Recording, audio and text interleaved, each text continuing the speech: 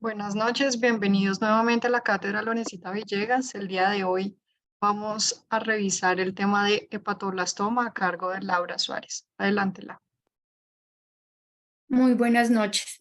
Como lo dijo mi compañera, el día de hoy vamos a tratar el tema de hepatoblastoma. Mi nombre es Laura Suárez, yo soy residente de quinto año de cirugía pediátrica de la Fundación Universitaria de Ciencias de la Salud y el día de hoy como invitados especiales nos van a acompañar el doctor Gabriel Melgarejo, cirujano pediatra especialista en cirugía hepatobiliar, y el doctor Juan Pablo Luengas, cirujano oncólogo pediátrico. Entonces vamos a dar inicio, vamos hacer una revisión inicial de la literatura y al finalizar la charla podemos hacer todas las preguntas pertinentes y los doctores. Entonces, para iniciar, los tumores hepáticos primarios malignos son raros en los niños. Se produce una incidencia de más o menos 1.6 casos por millón, constituyendo un 1 a 4% de todos los tumores sólidos pediátricos, en donde el hepatoblastoma es la neoplasia maligna hepática primaria pediátrica más común, con una incidencia creciente en todo el mundo, seguida por el carcinoma hepatocelular, el sarcoma embrionario indiferenciado y el rhabdomyosarcoma del tracto biliar, que son mucho menos frecuentes. Entonces, el hepatoblastoma se define como un tumor embrionario que se origina del precursor celular de los hepatocitos, que a menudo va a recapitular las etapas del desarrollo del hígado, presentando una combinación de diferentes patrones histológicos. En este tipo de tumor podemos encontrar desde hepatocitos, células embrionarias, hasta tejidos bien diferenciados como osteoclastos, tejido muscular, o diferentes tejidos. Es un tumor, como les decía, el tumor hepático maligno primario más común en los niños y representa 1% de las neoplasias malignas en los pacientes pediátricos. En cuanto a su epidemiología, se dice que tiene una incidencia anual de 1.2 a 1.5 casos por millón de niños menores de 15 años. En Latinoamérica constituye el 0.8 al 2% de los tumores primarios malignos y el 80% de las neoplasias hepáticas malignas. Esta enfermedad afecta a niños entre los 3 meses y los 6 años de edad, con un pico de incidencia a los 18 meses. Aproximadamente el 69% de los pacientes con hepatoblastoma se van a presentar antes del año de edad, el 90% antes de los 5 años, y solo vamos a tener una incidencia del 3% en niños mayores de 15 años. Es importante que tengamos en cuenta que, digamos, se puede presentar en niños mayores de 5 años y que en estos niños mayores de 5 a 8 años el pronóstico va a ser un poco más sombrío.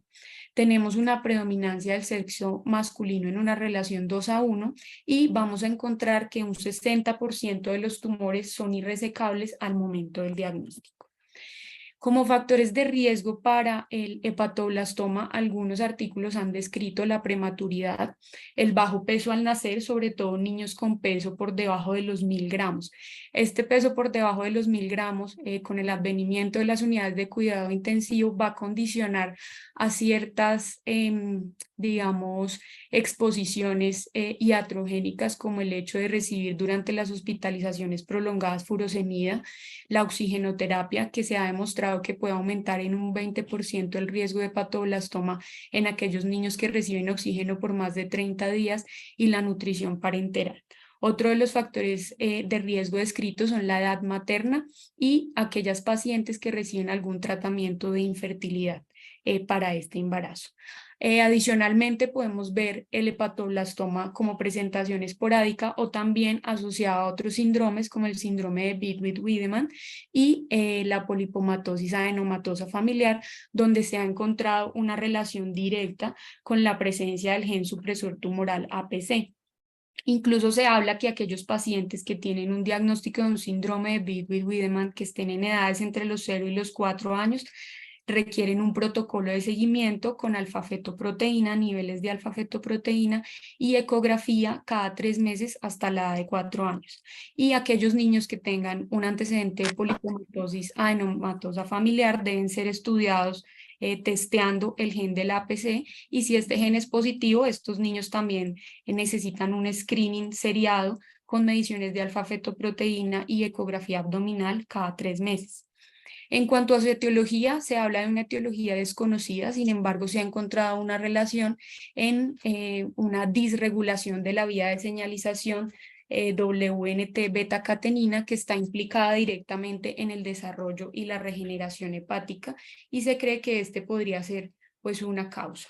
Se han demostrado proliferación no regulada de hepatoblastos primarios, de células madre hepáticas y de células progenitoras multipotentes. Entonces, en cuanto a su presentación clínica, tenemos que va a ser un paciente con una masa abdominal asintomática. Por su localización en el hígado, pues va a ser una masa predominante en el flanco derecho, en un paciente que estaba previamente asintomático. Podemos tener asociación de algunos otros síntomas más inespecíficos como la anorexia, el fallo del crecimiento, dolor abdominal que no es muy frecuente e ictericia. Como vemos en la tablita, los síntomas pues, más frecuentes es la sensación de masa o la sensación de masa asociada al dolor. En aquellos pacientes que se presenten o debuten con un sangrado intraabdominal, podemos encontrar un menor con signos de abdomen agudo. Se ha descrito en la literatura que la ruptura del tumor con el sangrado intraabdominal puede presentarse en 2 a 4% de los casos. Sin embargo, en algunos estudios en México, esta incidencia de ruptura tumoral ha sido un poco más alta, incluso hasta el 10%. Entonces, pues hay que tenerlo también dentro del diagnóstico. Y en los pacientes en los que se presenta el hepatoblastoma en el periodo prenatal, pueden presentar muerte fetal o muerte al nacer. Entonces, para el diagnóstico del hepatoblastoma, tenemos este niño con una masa abdominal asintomática que puede ser percibida por sus familiares o por el pediatra en el momento de la evaluación clínica. Debemos solicitar marcadores tumorales con niveles de alfa-fetoproteína y beta-HCG. La alfa-fetoproteína va a estar elevada en el 90% de los casos de hepatoblastoma, entre un 70 y el 90%, y podemos encontrar en estos pacientes dentro de la química sanguínea solicitada en el hemograma niveles de plaquetas elevados, trombocitosis, superiores a 500.000, incluso en alrededor del 60% de los pacientes debido a una hiperproducción de trombopoyetina. Adicionalmente, pues solicitar pruebas de función hepática, sin embargo, es raro que en el debut de la enfermedad encontremos alteración a nivel de esa función hepática. Debemos tener especial atención en los niveles de alfa-fetoproteína. La alfa-fetoproteína es un marcador muy sensible para el hepatoblastoma, pero es inespecífico en los tumores hepáticos. Sin embargo, pues digamos que nos va a guiar y nos va a hacer el diagnóstico. Es importante recordar que la alfa-fetoproteína va a estar elevada en los recién nacidos. En los prematuros podemos tener valores hasta de 175.000 y estos valores van a ir descendiendo progresivamente hasta los 6 meses de edad, donde alcanzamos los valores de la edad adulta. Entonces, tenerlo en cuenta en el momento del diagnóstico. La alfa-fetoproteína no solo va a ser útil para el diagnóstico del hepatoblastoma, sino también en el seguimiento postquirúrgico. Una vez se realiza el procedimiento quirúrgico, se espera que en un periodo de 4 a 8 semanas post-resección haya disminución de esta alfa-fetoproteína y un descenso precoz de este marcador durante la fase de tratamiento preoperatorio es un indicador de supervivencia libre de enfermedad que va a mejorar el pronóstico del paciente. Otra cosa que debemos tener muy en cuenta es que aquellos lactantes que tengan un valor de alfa-fetoproteína normal o por debajo de 100 nanogramos por mililitro es un indicador de mal pronóstico, porque en los niños que tienen tumores demasiado grandes podemos tener un efecto conocido como efecto gancho o efecto Hook, donde esta enfermedad de amplia extensión va a producir una lectura errónea, digámoslo así, del laboratorio por saturaciones, por la saturación de los antígenos de detección del método ELISA para la alfa-fetoproteína. Entonces, una alfa-fetoproteína por debajo de 100, como lo vamos a ver más adelante, es un factor de mal pronóstico. El siguiente estudio que debemos realizar en un paciente en el que sospechamos un hepatoblastoma es el ultrasonido. Esta es la imagen con la que iniciamos o abordamos al paciente. Va a ser muy útil en muchos sentidos. Primero, pues nos va a permitir diferenciar en qué localización está la masa, si es una masa hepática o es una masa renal. Segundo, nos va a permitir ver las características de esa masa, si se trata de una masa quística o si se trata de una masa sólida. Dentro de las características que podemos ver en el hepatoblastoma, como vemos en la imagen, es una masa única. Es una masa única que va a tener zonas de hiperecogenicidad muy homogénea, de ubicación pues hepática claramente. La ubicación más frecuente de las masas en el hepatoblastoma es en el lóbulo hepático derecho en un 50% de los casos, en el lóbulo izquierdo en el 15% y de localización central en el 35% de los casos. Otra de las características que podemos ver en la ecografía son áreas de necrosis, sobre todo cuando estamos hablando de un hepatoblastoma de tipo mixto, calcificaciones y aumento en la velocidad del flujo. Es supremamente importante que cuando pidamos la ecografía, pidamos esta ecografía con análisis Doppler color. Esto nos va a permitir evaluar los vasos intratumorales a nivel de la lesión y también nos permite evaluar la presencia de trombosis a nivel de la vena porta o de las venas suprahepáticas por amputación o trombosis a ese nivel. Entonces aquí vemos unas imágenes de ecografía de hepatoblastoma, donde podemos observar en esta primera imagen que es un hepatoblastoma de tipo epitelial. La ecografía nos puede, digamos, dar indicios de qué tipo de tumor estamos enfrentando. En el caso del hepatoblastoma epitelial vamos a ver una masa hiperecogénica que es predominantemente homogénea, hiperecogénica en relación al resto del parénquima hepático, y algunas áreas de calcificaciones, digamos, un poco más tenues, que indica aquí la flecha roja larga, y algunas áreas quísticas que indican las flechas cortas. En la segunda imagen vemos un hepatoblastoma de tipo mixto. Aquí notamos una gran diferencia y es que las calcificaciones son mucho más marcadas en comparación al epitelial y vamos a ver que hay áreas de necrosis y áreas quísticas mucho más grandes en comparación al epitelial. Y en esta imagen vemos un hepatoblastoma del lóbulo derecho que tiene invasión tumoral de la vena cava inferior, por eso es tan importante que lo pidamos con el análisis Doppler. El siguiente estudio que debemos realizar en nuestro paciente es la tomografía.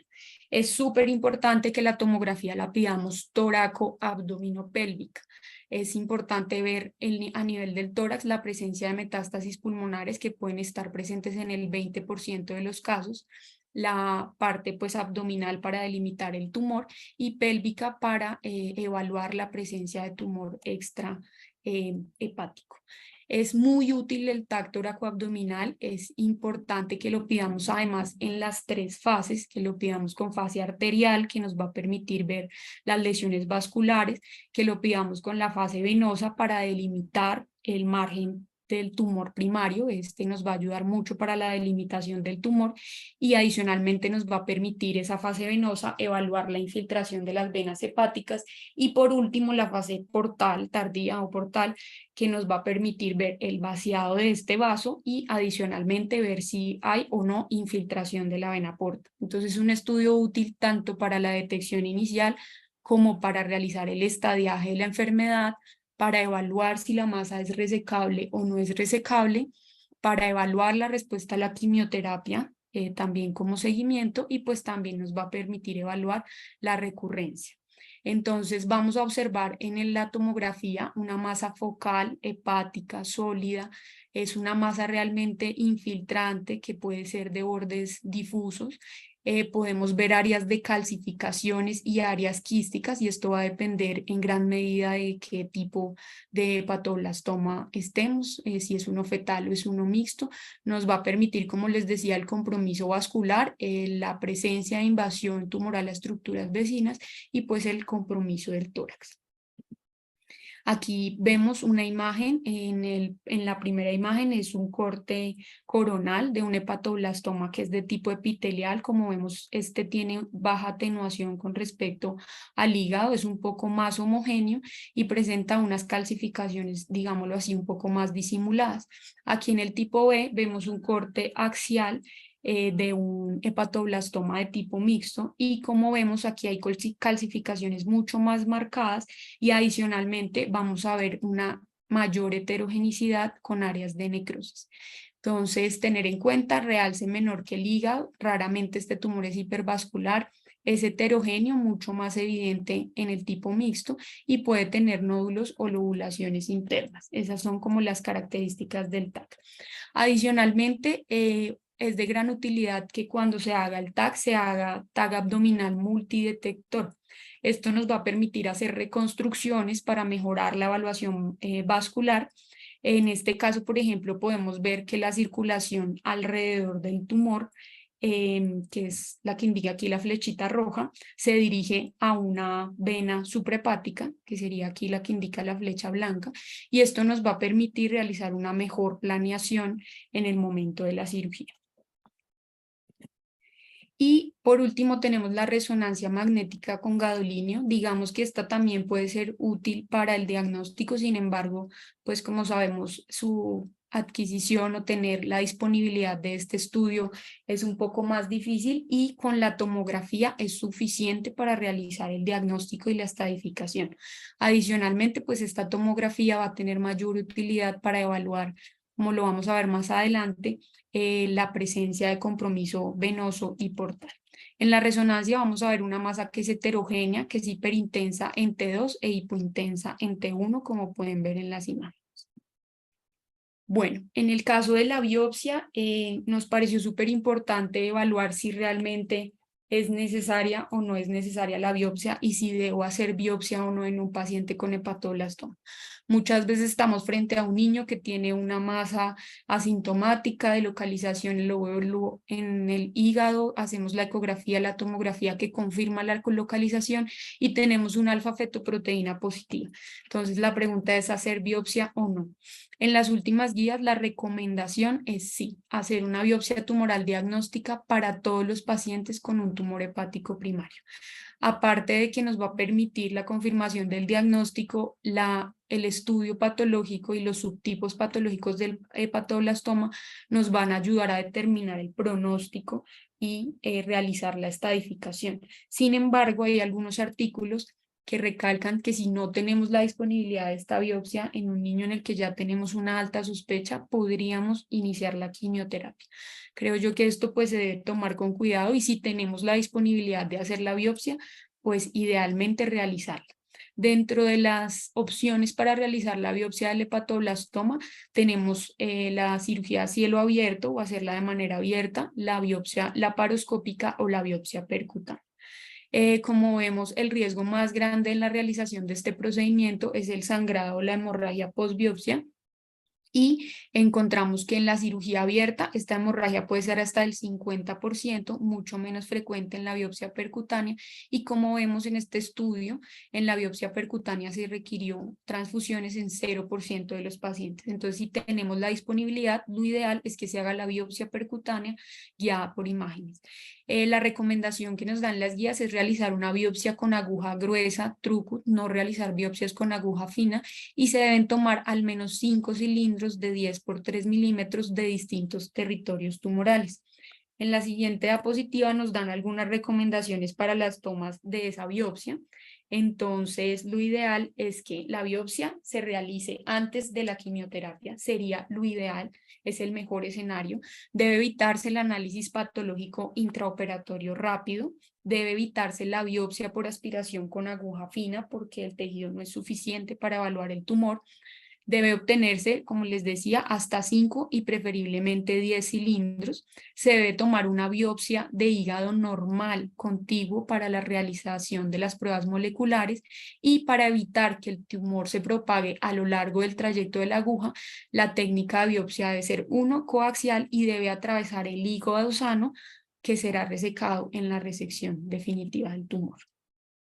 Bueno, entonces ya tenemos, una vez tenemos la confirmación histológica, es supremamente importante realizar la estadificación del tumor y para eso debemos tener claro la segmentación anatómica. En este caso nos vamos a guiar por la segmentación de Koinod, como vemos en la imagen. La división de los lóbulos y los segmentos, la sección posterior derecha que va a estar por el lóbulo, por el segmento 6 y el segmento 7, la sección anterior derecha que va a estar dada por el segmento 5 y el 8, la sección medial izquierda por el segmento 4 y la sección lateral por los segmentos 2 y 3 y el lóbulo caudado que va a estar en el campo posterior. Entonces, la herramienta que tenemos inicialmente para la estadificación es el pretest o el pre-treatment extent of disease. Este nos va a permitir, digamos, determinar pronóstico en el paciente. Se utiliza para la planificación de la cirugía hepática y para predecir qué tan resecable es o no el tumor.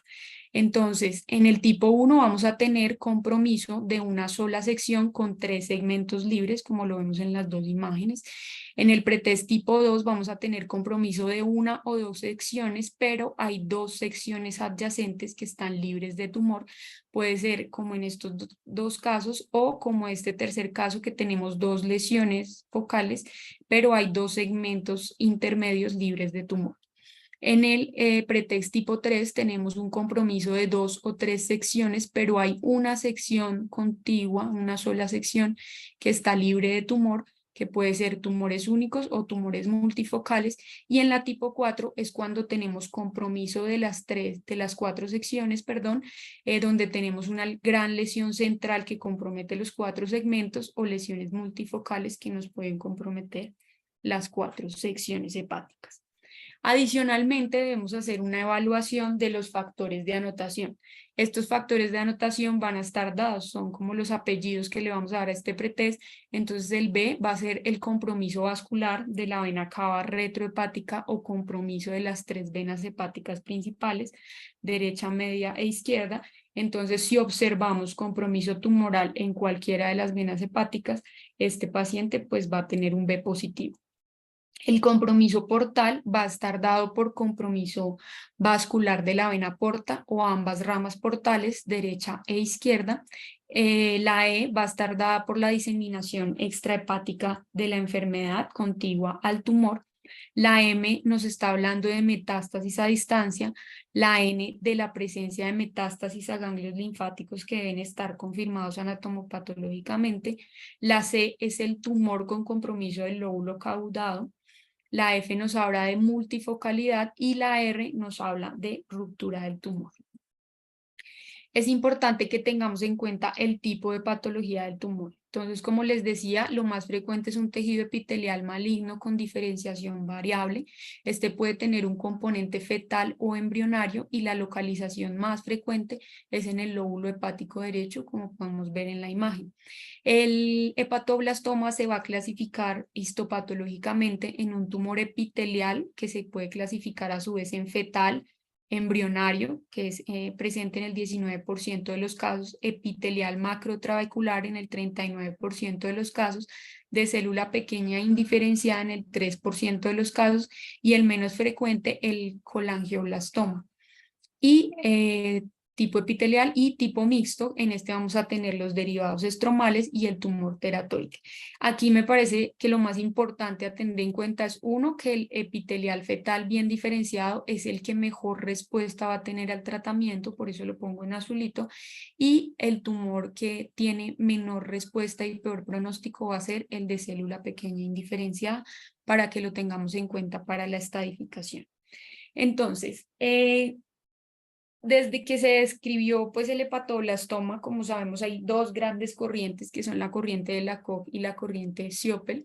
Se han realizado diferentes estratificaciones a lo largo de los años para evaluar el pronóstico de la enfermedad y determinar el tratamiento quirúrgico o la quimioterapia adecuada. En esta tablita les quise resumir como lo que evalúa cada uno de, digamos, de los grupos. Inicialmente, entonces, la COG hablaba de una clasificación de muy bajo, riesgo muy bajo, riesgo bajo o estándar, riesgo intermedio y riesgo alto, como lo vemos en la fotografía. Siopel habla de un riesgo bajo o estándar y de un riesgo alto.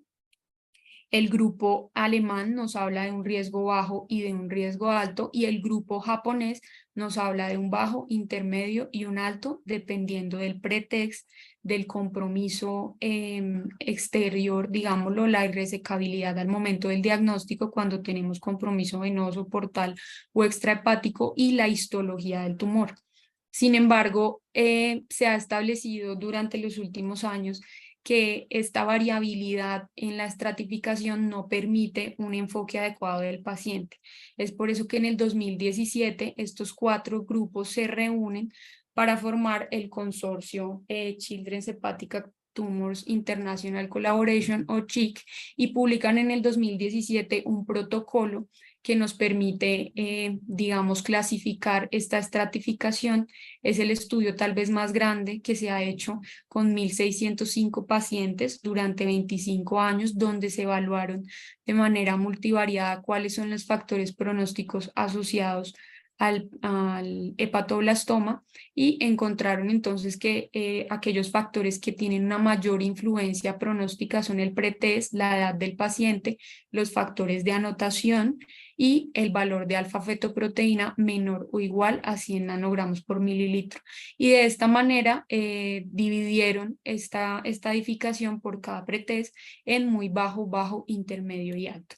Entonces, les voy a dejar acá las tablitas y al final van a tener el link en el que pueden evaluar y visualizar este protocolo, pero entonces aquí lo importante va a ser que en el pretest tipo 1, aquellos pacientes que no tengan metástasis y que no tengan ningún factor de anotación van a estar en el grupo de bajo riesgo, y aquellos pacientes que tengan factores de anotación positivos con edad menor de 8 años van a estar en el riesgo intermedio y mayor o igual a 8 años en el riesgo alto, y que todo paciente con un pretest 1 que tenga metástasis va a estar en riesgo alto.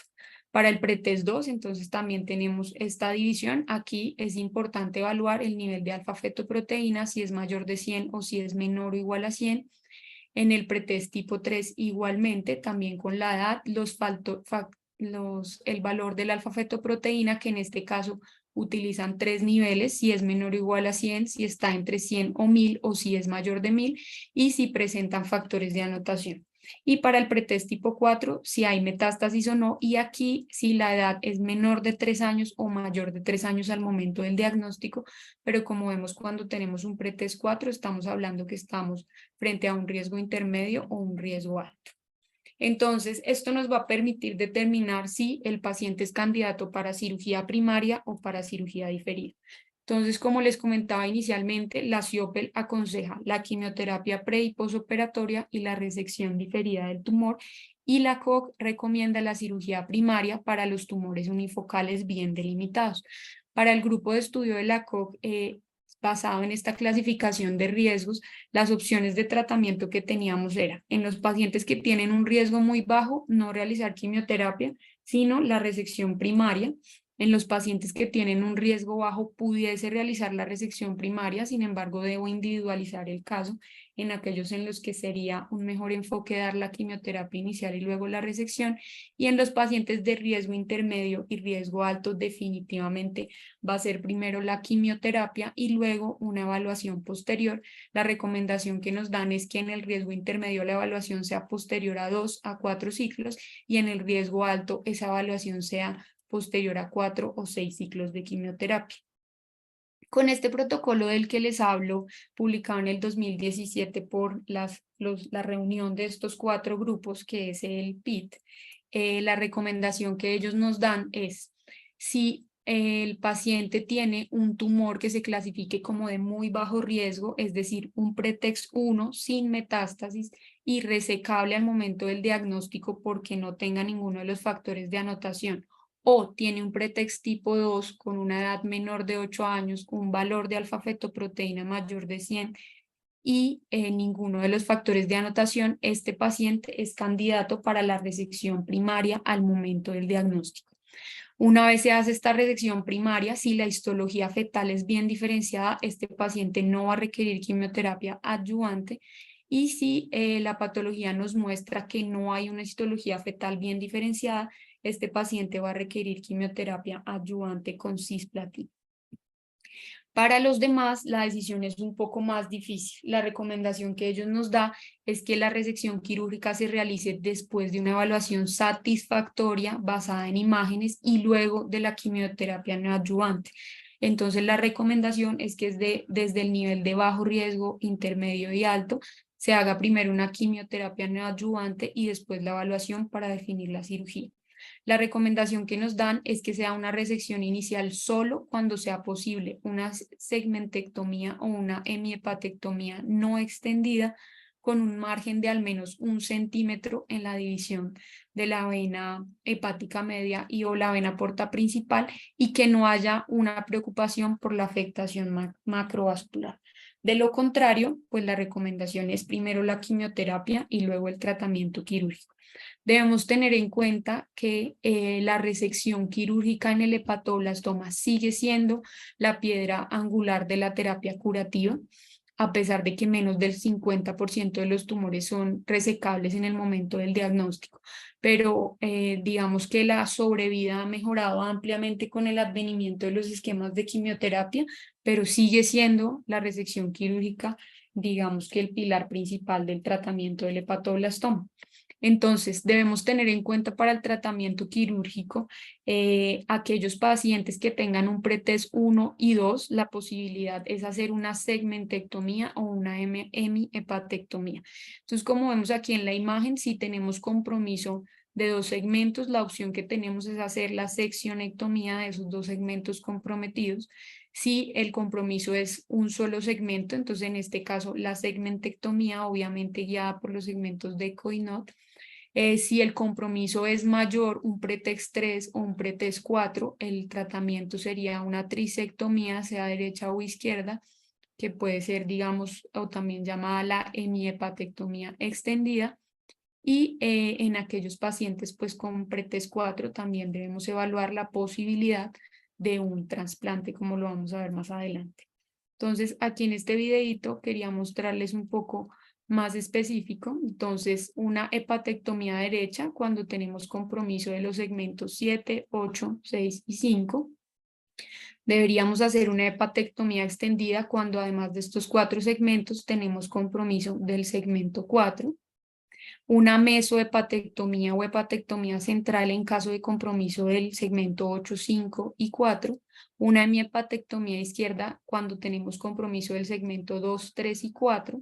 O una hepatectomía izquierda extendida cuando además de estos 3 tenemos compromiso del segmento 8 y del segmento 5.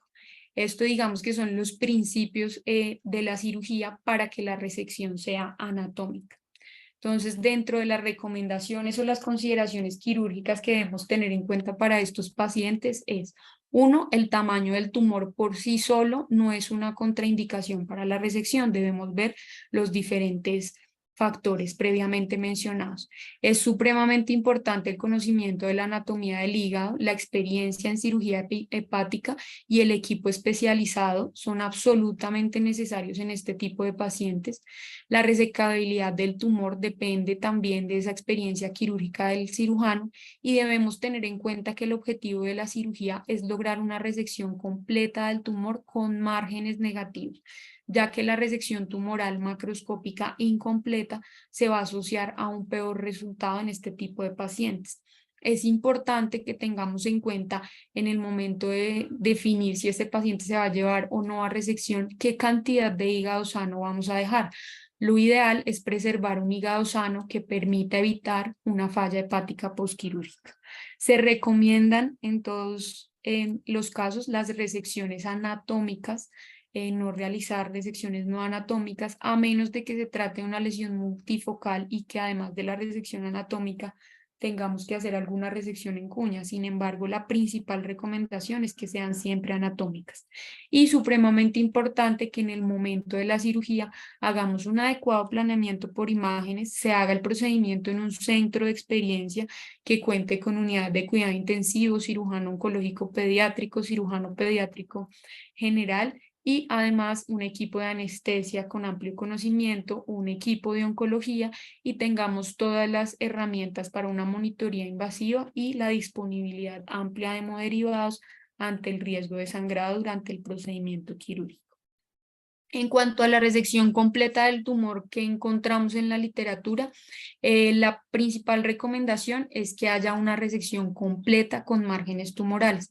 En algunos estudios se observaron algunas diferencias en la tasa de recurrencia focal en los pacientes en los que no se hizo una resección con un margen mayor de 1 centímetro.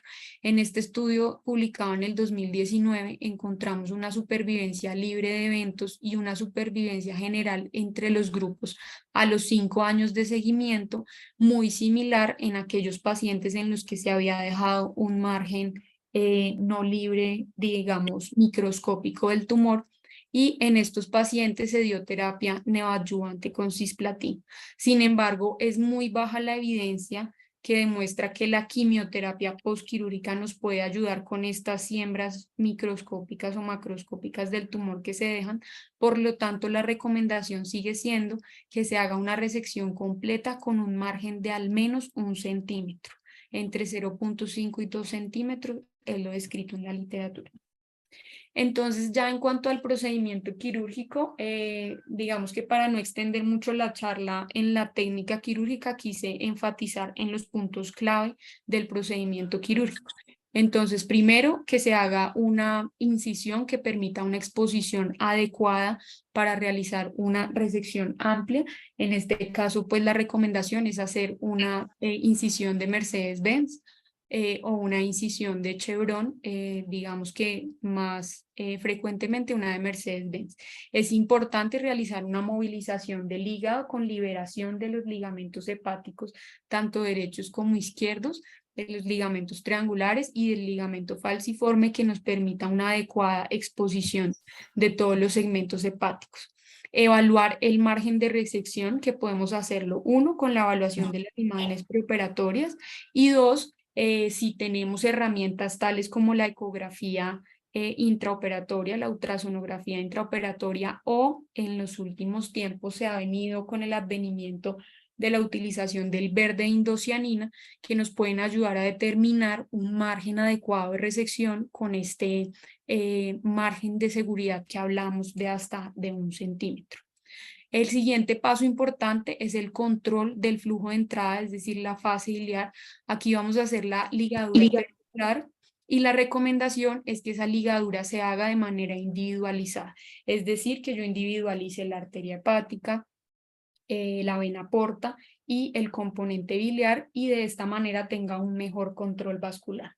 El control de flujo de salida, entonces aquí va a ser la fase venosa de la cirugía. Este es un punto bastante importante.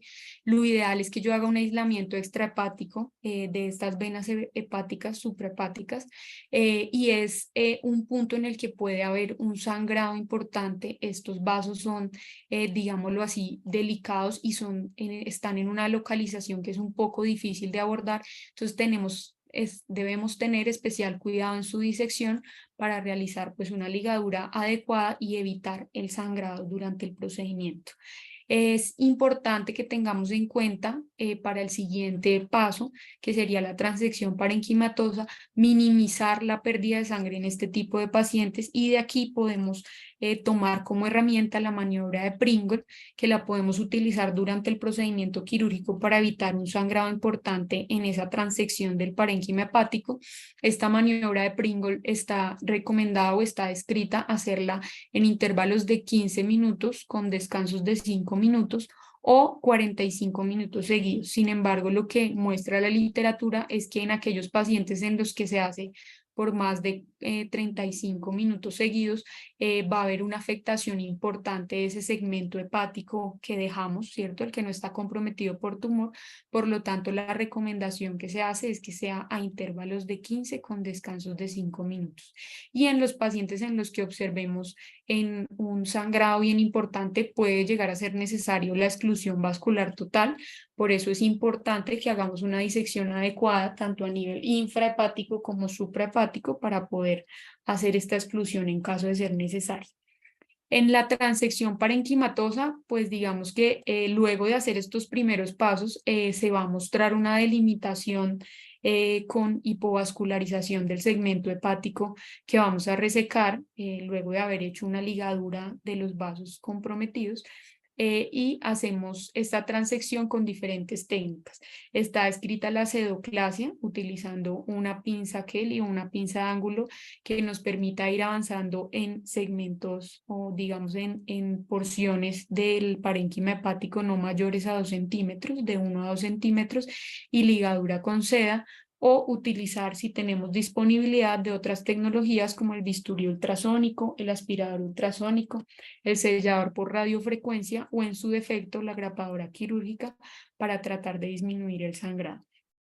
Y por último, el último paso es el paso del Ousin control. En este caso vamos a evaluar el sangrado posterior a la resección y podemos utilizar métodos como la aplicación de celulosa, hemostáticos de fibrina, haz de argón o la colocación de clip que nos permitan disminuir el sangrado posoperatorio. En cuanto a lo que les decía de la marcación con el verde indocianina, hay varios artículos ya que muestran digamos, la utilidad de este verde indocianina en el manejo quirúrgico de los pacientes con hepatoblastoma. A estos pacientes se les administra una dosis intravenosa de este verde indocianina. Para aquellos que necesitan resección hepática, una dosis de 0.5 miligramos por kilo, que debe ser administrada 1 a 6 días antes de la cirugía. Si el verde indocianina no se administra en este tiempo, no va a ser de utilidad en el procedimiento quirúrgico, entonces debe ser más de 24 horas. Y en aquellos pacientes en los que vayamos a hacer metastasectomía pulmonar, también es muy útil y se va a dar una dosis intravenosa de 0.5 miligramos por kilo, y en el caso de metastasectomía debe ser 24 horas antes de la cirugía. En este estudio, publicado en el 2020, vemos que para las resecciones pulmonares de metastasectomía, el verde indocianina tiene una sensibilidad bien importante, del 90%, una especificidad del 57%, con un valor predictivo positivo de 83% y un valor predictivo negativo del 71%. Dentro del estudio nos describen que varios de los casos de los pacientes se logró la determinación de compromiso por hepatoblastoma a nivel pulmonar que no se veía incluso en los estudios de tomografía previos, pero que sí permitió la identificación durante el procedimiento quirúrgico con el verde indocianina. Y en los casos de resección de hígado vemos que tiene una sensibilidad bien importante, el 92%, sin embargo la especificidad no fue tan buena, 17%, ya que puede verse alterada por compromiso inflamatorio o la presencia de esteatosis. Sin embargo, pues es importante tener en cuenta que en los niños el compromiso a nivel hepático, como es una enfermedad que se da tempranamente, pues tenemos menos probabilidad de tener esa esteatosis y este compromiso inflamatorio del hígado. Dentro de este estudio ellos encontraron que de los 13 pacientes en los que se hizo resección hepática con la utilización del verde indocianina, ningún paciente presentó márgenes macroscópicos positivos, y dentro de lo hecho, digamos, con la resección de los 13, 2 pacientes tuvieron márgenes microscópicos positivos. Entonces, digamos que es una herramienta que si la tenemos puede ser muy útil. En cuanto a la resección hepática por laparoscopia, pues realmente hay pocos estudios de esta resección mínimamente invasiva en los niños. Uno de los que encontré fue este publicado en el 2016, donde realmente tienen buenos resultados con la resección hepática, pero teniendo en cuenta de hacer una elección muy cuidadosa del paciente que va a ser llevado al procedimiento por laparoscopia.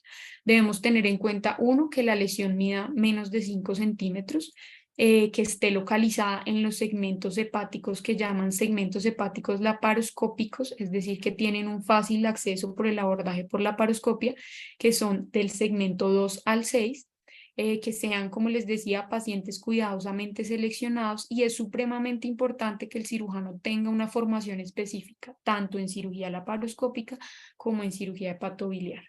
Y obviamente debemos tener en cuenta que no podemos saltar esas normas de cirugía oncológica segura y resección con márgenes de seguridad. Otra de las opciones quirúrgicas que tenemos en estos pacientes es la realización de la hepatectomía en 2 etapas o en varias etapas. La resección en 2 etapas es aquella en la que realizamos una ligadura de la vena porta o una embolización de la vena porta por radiología intervencionista y posteriormente se hace la resección. Estos dos procedimientos, tanto la hepatectomía por etapas como la hepatectomía con embolización de la vena porta, se realizan en aquellos pacientes donde consideremos que el remanente hepático futuro no va a ser adecuado y que el paciente tiene un alto riesgo de hacer una falla hepática en el posoperatorio. Es un poco difícil determinar cuándo se habla de un remanente hepático futuro adecuado, sin embargo, en los niños se ha descrito que este remanente debe ser al menos del 25%. Entonces, para estos pacientes podría ser una herramienta la realización de alguno de estos dos tipos de cirugía. La ALPPS o la hepatectomía por etapas se recomienda en esos pacientes que tienen necesidad de grandes resecciones y que creemos que puede haber pues esa disfunción hepática posoperatoria. La LPPS consiste en realizar en un primer procedimiento una ligadura del componente portal y hacer una transección del hígado, pero dejando anclados los vasos hepáticos y en una segunda intervención realizar esa resección completa. ¿Cuáles son las ventajas de realizar este tipo de procedimiento? Que haya una hipertrofia rápida del futuro remanente hepático. Se ha demostrado que hay una hipertrofia de ese segmento en más o menos 7 a 14 días, que hay mayor probabilidad de una posible resección R0 en casos seleccionados, que evita la insuficiencia hepática postoperatoria, que este pues es el objetivo principal, y la reducción del intervalo entre las dos cirugías, porque cuando hacemos la embolización, pues este intervalo es mucho más extenso. Sin embargo, debemos tener en cuenta, pues uno, que es una cirugía muy mórbida, tiene una mortalidad una morbilidad hasta del 68% y una mortalidad del 14%. Y lo otro que debemos tener en cuenta es que una hipertrofia rápida del segmento hepático no siempre se va a correlacionar con una función hepática suficiente. Adicionalmente, y creo yo que afortunadamente en los niños ellos toleran muy bien estas resecciones mayores, mucho más que los adultos, y por lo tanto este tipo de cirugía rara vez es necesario en la edad pediátrica. En cuanto a las resecciones hepáticas extremas, se habla que en los casos de hepatoblastoma que involucren 3 o 4 sectores del hígado, es decir, un post-test 3 o 4, o que haya compromiso del hilio del hígado, estos pueden curarse con una resección hepática extendida o, en su defecto, una hepatectomía total y trasplante que va a incluir la resección y la reconstrucción parcial del vaso iliar. En aquellos pacientes que han sido llevados a resecciones hepáticas extremas se ha encontrado una sobrevida general a los 5 años del 81%, sin embargo la sobrevida libre de enfermedad a los 5 años pues es del 62%. Estos casos van a ameritar resecciones muy extremas, reconstrucciones vasculares. En algunos casos puede ser necesario incluso la realización de laparotomía y esternotomía para la digamos, resección y el tratamiento del compromiso vascular. Por lo tanto, deberían realizarse en centros de trasplante de excelencia en cirugía pediátrica. Este punto me parece muy importante y es que es necesario que definamos el manejo quirúrgico, sea con una resección hepática extrema o con un trasplante antes de la semana 4 para aquellos pacientes que no han respondido adecuadamente a la quimioterapia neoadyuvante. Incluso se dice que aquellos pacientes que tienen un pretest 3 o 4, en los que a las 2 semanas no hay una adecuada respuesta a la quimioterapia, pues ya hablamos de que esta respuesta no va a ser adecuada y lo ideal sería que remitamos al paciente inmediatamente a un centro que cuente con el trasplante. En cuanto al trasplante hepático, pues decimos que hay un riesgo de trasplante hepático en estos pacientes del 10 al 20%. Las indicaciones para el trasplante hepático entonces serían aquellos pacientes que tengan un pretest 4 de tipo multifocal, que no tengan tumores extrahepáticos activos, obviamente que no haya metástasis, un paciente que tenga un pretest 4 solitario. Estos pacientes pues debemos manejarlos con cautela, en ellos puede ser posible la reducción del estadio pretest 3 a pretest 3 después de la quimioterapia neoadyuvante, y en este caso podría ser posible hacer una resección, obviamente en manos expertas. En el pretext 3 que tenga afectación vascular importante con compromiso de la vena porta o las venas hepáticas, es decir, un tumor irresecable después de la quimioterapia neoadyuvante, y en pacientes que tengan tumores centrales, que tengan una afectación de los segmentos centrales 4, 5 y 8 muy cerca de los vasos principales. En estos pacientes debemos ver pues la posibilidad de realizar una hepatectomía central o la necesidad de un trasplante hepático.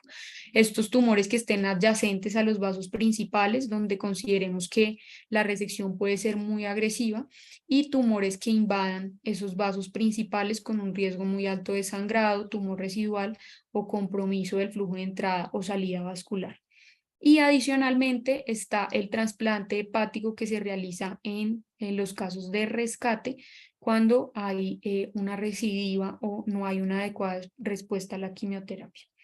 Estos se pueden presentar en el 80%, perdón, en el 30% de los casos. Las contraindicaciones para el trasplante sería la metástasis pulmonar o extensión regional que no sean eliminadas por completo con la quimioterapia preoperatoria, y este trasplante hepático mostraba inicialmente una supervivencia hacia el 2010 del 75%, pero actualmente tenemos una supervivencia hasta del 83%. Por lo tanto, es importante que en aquellos pacientes que consideremos que es una opción quirúrgica, pues sean remitidos de manera temprana. Obviamente, tener en cuenta el lado oscuro del trasplante hepático, y es que estos pacientes pues van a tener una alta morbilidad, también una alta mortalidad, y adicionalmente la administración de medicamentos inmunosupresores que puede aumentar el riesgo de complicaciones a corto y a largo plazo. En cuanto a la resección de las metástasis pulmonares, la pregunta que nos hacemos es si hacer esta resección antes o después de la resección del tumor primario. En los niños con hepatoblastoma resecable y metástasis pulmonares sincrónicas, la metastasectomía debe realizarse después de la resección del control del tumor primario, ya que el control del hepatoblastoma primario se va a asociar con mejores resultados. Entonces, primero resección del tumor hepático y luego la resección de las metastasectomías. Y después de la hepatectomía, esta metastasectomía pulmonar debería ir precedida de 1 o 2 ciclos de quimioterapia. Y en aquellos pacientes que tengan indicación de trasplante, las metástasis pulmonares que persistan después de la quimioterapia deben ser resecadas antes de que el paciente sea llevado al trasplante. Dentro de las complicaciones más frecuentes del procedimiento, pues tenemos el sangrado, el fallo cardíaco intraoperatorio que puede presentarse en el 1 a 2% de los casos, sea por pérdida masiva de sangre o por embolia gaseosa, la lesión de la vía biliar que puede presentarse en 4 a 17% de los casos, la falla hepática post-hepatectomía en aquellos pacientes que tengan un pequeño remanente o que haya alguna alteración al flujo vascular en el postquirúrgico o una obstrucción del conducto biliar, la infección que puede ser desde infección del sitio operatorio hasta colangitis o peritonitis, y la estenosis biliar posoperatoria que se puede producir en 25 a 35% de los casos. La mortalidad para la cirugía en el hepatoblastoma es inferior al 5% si se realiza por manos experimentadas, y tenemos un reporte de morbilidad de entre el 4 y 56%. Bueno, yo creo que esta es como la revisión, y le damos paso entonces a las preguntas y a los comentarios del doctor Melgarejo y el doctor Juan Pablo Luengas.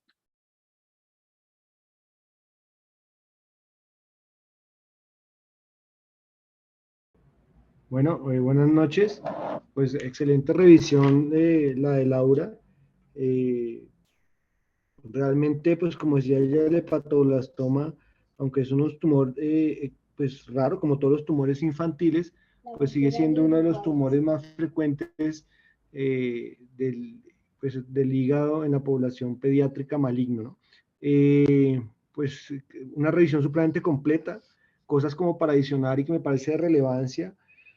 Pues básicamente la nueva clasificación, la que hablaba Laura, me parece muy importante porque pues básicamente Pretext 2 y Pretext 3, 1, 2 y 3, pues se consideran dependiendo de eso en el riesgo, eh, dependiendo de eso pues viene el pronóstico del paciente. Con respecto pues a la biopsia preoperatoria, digamos que eso es algo discutido. Las nuevas guías dicen pues que es, digamos, de carácter muy importante tomarlo, pero pues también hay que tener en cuenta que la biopsia puede tener también sus complicaciones. La ideal es hacer la biopsia percutánea guiada por ultrasonido. Los radiólogos pues tienen la posibilidad de hacer las biopsias coaxiales y asimismo a través de la misma toma de la biopsia introducir los agentes hemostáticos. Anteriormente hacíamos las biopsias abiertas, luego se pasó a la laparoscopia, pero pues digamos que la biopsia por ultrasonido tiene la posibilidad de que ellos pueden visualizar la parte vascular. Asimismo, a través de la misma aguja coaxial pueden introducir el hemostático posterior a la biopsia entrando por tejido hepático sano y así pues obtener una muestra adecuada del tumor y poderlo clasificar de una manera pues adecuada. Ya con respecto pues a la cirugía, digamos pues que es muy importante lo que decía Laurita, que se haga en manos experimentadas, en sitios donde haya la posibilidad de tener cirujanos experimentados y que haya experiencia en resecciones hepáticas y oncológicas, tanto no solamente del cirujano, sino todo el equipo quirúrgico y el equipo de apoyo, porque son pacientes que van a requerir mucho apoyo durante el posoperatorio para tratar pues de sacarlos adelante. En general el pronóstico si se hace de manera adecuada es buena, con una clasificación de pretext buena, adecuada. La resección inicial, como decía ahorita, pues cuando uno encuentra un tumor, lo más importante es la distancia de la vena hepática media y que no tenga factores asociados. Pues esos tumores se pueden llevar a resección primaria. Digamos que en general yo prefiero, en general son tumores que son grandes, es muy raro el caso en que gusta un tumor pequeño, así prefiero darles neoadyuvancia, permite que técnicamente sea un poco más sencillo el procedimiento con un tumor más pequeño. Cuando uno después de la neoadyuvancia toma la imagen se llama post-test. Se hace el pretest y hace el post-test para poder evaluar el paciente. Los pacientes que tenían pues un pretext 4, que son los candidatos ideales a trasplantes, así que en un post-test 2 se deberían trasplantar porque los tumores, los hepatoblastomas son, digamos, multifocales y microfocales, y hay microfocos que pues parece que se eliminan, pero quedan activos durante en el post-test, aunque no se vean en la imagen. Es muy importante lo que hablaba de la cirugía hepática extrema, porque obviamente, digamos, ahorita el doctor Melgarejo va a hablar del trasplante, pues sigue siendo, pues ahorita tenemos en nuestro país una amplia experiencia en el trasplante donante vivo relacionado, y bueno, digamos que eso ha dado buen resultado. Pero lo que se está mirando ahorita es, por ejemplo, que hay países en Latinoamérica y en otras áreas en los cuales pues no tienen acceso al trasplante y que día escuchamos unas charlas de estos países y básicamente cuando no tienen la posibilidad de trasplantar a estos pacientes, pues los llevan a cirugía hepática extrema o la cirugía hepática que puedan, y digamos que los resultados que ellos están viendo, inclusive pacientes en pretext 4 y post-test 2-3 que les hacen este tipo de cirugías son adecuados. Entonces digamos que se está tratando y se está mirando la reevaluación del trasplante hepático basándonos en esta experiencia de estos países, ¿no? Pues todavía es algo muy experimental y que se está empezando a hacer. Por ejemplo, Chile lo está empezando a hacer en este momento, de tratar a esos pacientes que tienen tumores muy grandes que serían candidatos iniciales a trasplante, de hacerles cirugías hepáticas extremas con reconstrucciones vasculares y todo este tipo de cosas para tratar de evitarles un trasplante. Nosotros pues todavía seguimos teniendo pues la opción y la oportunidad del trasplante donante vivo relacionado, entonces digamos que pacientes que tienen un pretext 4 o un pretext 3 con factores asociados, y una vez debe ir a estudio pretrasplante. Asimismo, digamos que si uno en un paciente de estos va a arriesgarse a hacer una hepatectomía, debe tener la posibilidad de hacerse en un centro de trasplantes donde hay la posibilidad de un trasplante de emergencia con un paciente previamente trasplantado, porque son pacientes que pueden entrar en falla hepática rápidamente si no se hace de manera adecuada. Ese es el concepto que yo tengo en estos pacientes que se debe hacer. La otra cosa importante, básicamente eso, ¿no? Yo pienso que una muy buena exposición, pues nada, felicitaciones. No sé qué otros comentarios haya. Muchas gracias. Hola, buenas noches. ¿Me escuchan? Buenas noches. Sí, doctor. Muchas gracias, doctor Luengas. Hola, Sí, doctor, lo escuchamos. un saludo al doctor Luengas, a todos los asistentes y una gran felicitación a Laura porque realmente es una exposición muy completa, realmente de lo más completo que he escuchado sobre patoblastoma, digna de mostrar en un congreso, realmente que bastante sorprendido de lo actual, de lo completo que hacía la revisión del tema, casi que no deja hacer mayores comentarios porque ha involucrado todos los temas. Respecto de la biopsia, sí es muy discutible porque si uno tiene un niño menor de 5 años, un TAC con una masa hepática y una alfa-fetoproteína en 93.000, dice eso es un hepatoblastoma y mucha gente no les toma biopsia. Entonces, ¿por qué? Por el riesgo no solamente del sangrado, sino el riesgo de la siembra en el hígado sano y el riesgo de la recurrencia y la recaída en la pared toracoabdominal. Nosotros perdimos alguna vez un paciente, a pesar de que le hicimos una resección extensa de la pared básica de varios arcos costales, una real. Entonces, sigue siendo discutida, aunque obviamente el beneficio de lugares tipo histológico del tumor es grande, ¿no? Aunque obviamente Laura lo dijo, hay que cruzar el hígado vecino sano, pues el plan tampoco es cruzar todo el hígado contralateral sano, ¿no? Por el riesgo de la siembra. Eso respecto de la biopsia. Ahí en las imágenes, pues nosotros tenemos dificultades para la resonancia, pero en resonancia los agentes muy específicos del hepatocito que lo captan. Entonces, si uno sabe que tiene, que no le van a hacer la resonancia en 25 días, sino que lo va a tener en 2, 5 días, la puede pedir con Eovis, que es como la marca comercial de Bayer no recuerdo ahorita el nombre del el genérico, pero hay otro, inclusive hay 2 agentes específicos y uno los debería pedir como resonancia magnética nuclear con agente específico para hepatocito. Entonces, eso si fuera posible lograrlo. De los riesgos de la cirugía, pues sí, la cirugía es la piedra angular del tratamiento. Sin una buena resección, sin un buen margen libre de 1 centímetro o más, no hay curas. Sí es indudable, la recaída de estos niños es casi que un aviso de muerte, realmente muy triste de recaer un niño de estos, pero todos los esfuerzos por dejar un margen libre son importantes. La planeación de la cirugía es muy importante, ir donde el radiólogo, sentarse, mirar qué tan vecinos están los vasos al tumor, si están invadidos, si comprometidos, si hay trombosis, qué dejado, porque realmente es el mapa que uno se va, da sorpresa a veces que uno ve unos informes de ya miden el tumor, dicen los segmentos, pero no le dan la relación con los vasos hepáticos principales. Entonces hay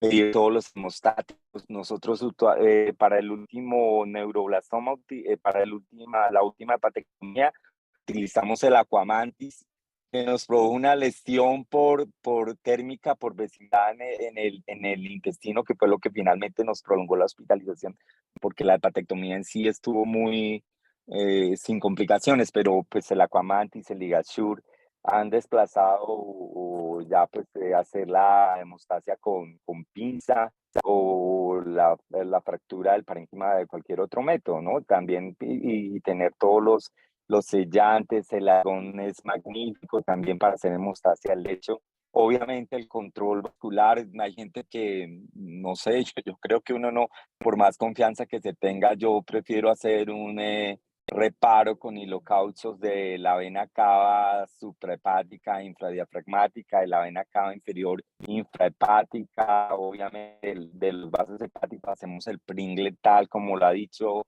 Laura, 15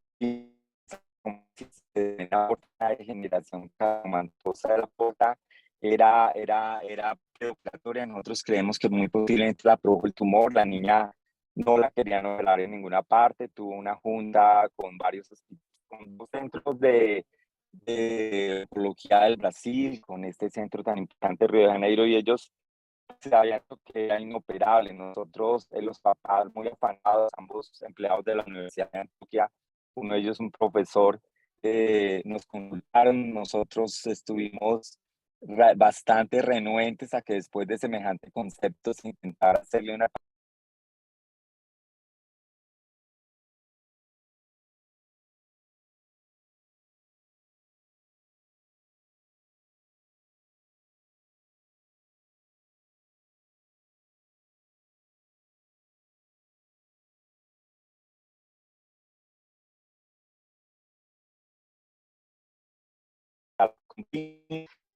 algo que se podría realizar.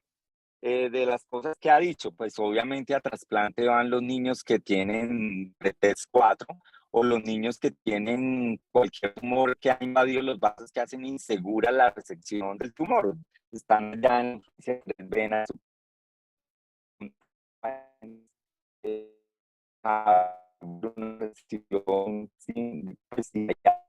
de muerte por sangrado operatorio. Entonces esos pacientes van a trasplante, obviamente van a trasplante donante vivo, y hay algo que se puede ir haciendo mientras se inicia la quimioterapia, como lo he dicho Laura, la segunda y la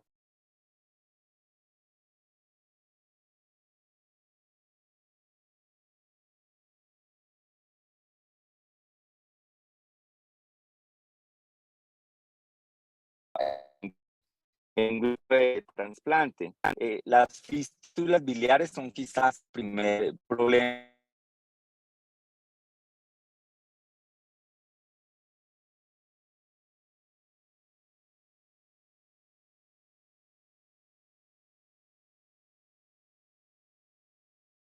Doctor, no se escucha bien.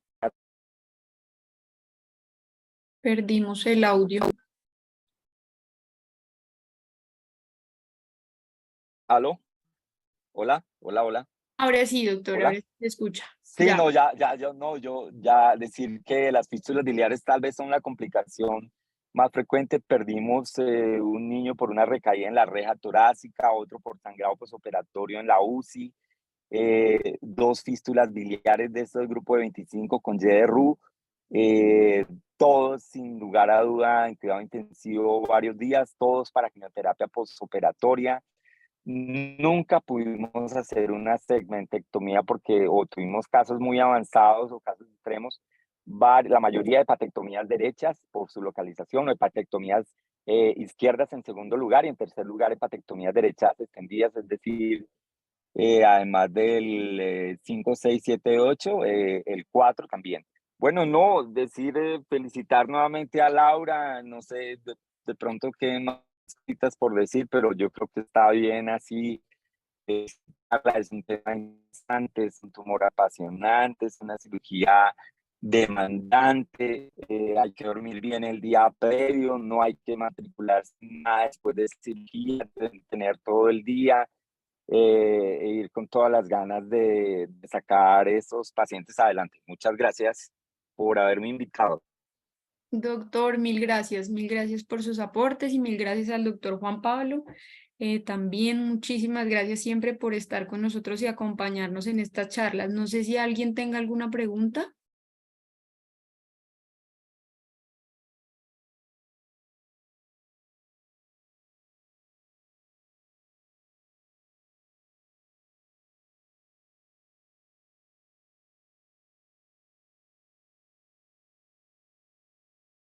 Bueno, yo creo que entonces damos por terminada la charla del día de hoy. Muchísimas gracias a todos por su compañía y esperamos para la próxima charla dentro de 15 días. Que tengan una buena noche. Gracias, buenas noches. Gracias y hasta pronto.